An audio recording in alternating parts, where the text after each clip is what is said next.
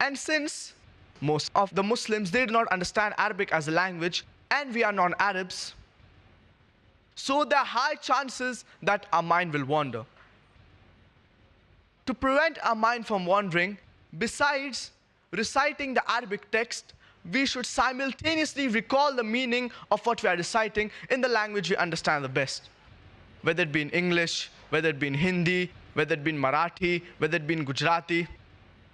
You should recall the meaning of what you are reciting in the language we understand the best.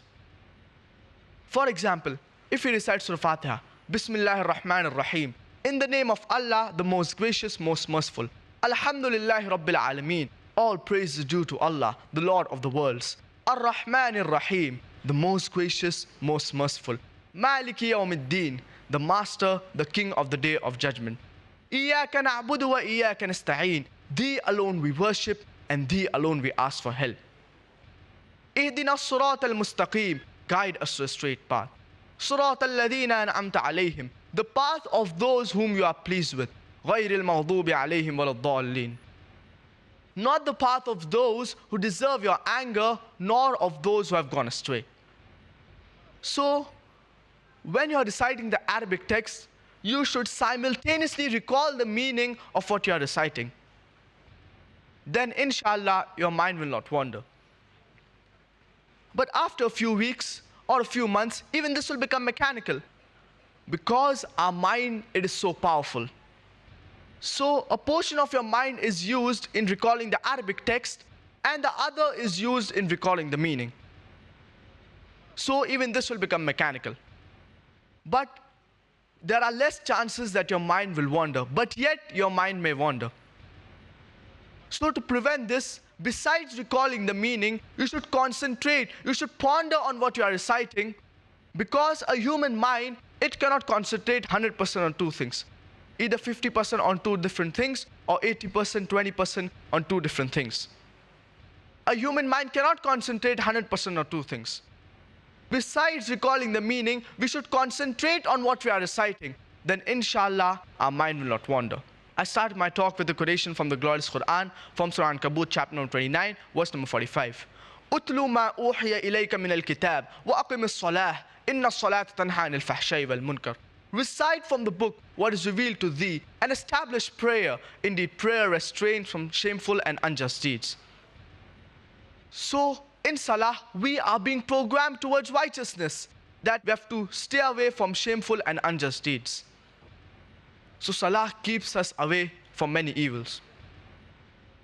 And for example, if the Imam, after Surah Fatiha, he recites Surah Ma'idah, chapter number 5, verse number 90.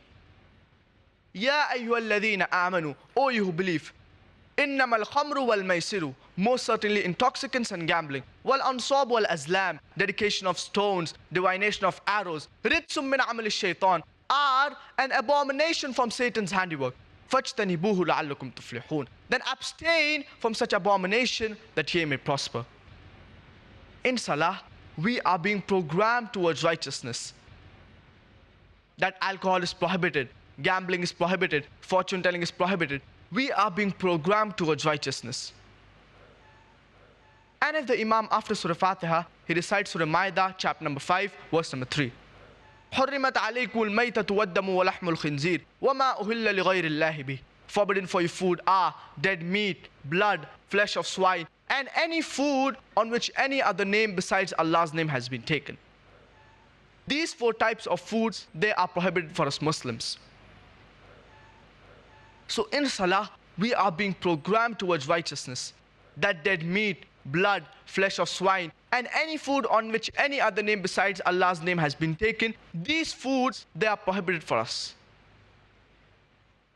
And if the Imam, for example, after Surah Fatiha, he recites Surah Isra, chapter number 17, verse number 23 and 24.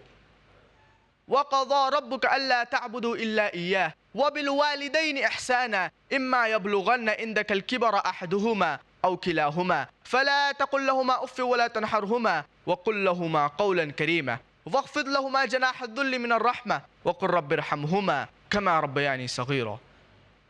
And the Lord has decreed that you worship none but Him, and to be kind to your parents, whether one or both of them attain old age.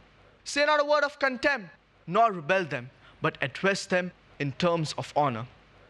And lower to them the wings of humility and say, "My Lord, have mercy on them, even as they cherished me in childhood." So we are being programmed towards righteousness in our salah. That you have to be kind to our parents, we have to respect our parents. And if one or both of them attain old age, we cannot even say oof to our parents. We can't disrespect our parents. In salah, we are being programmed towards righteousness.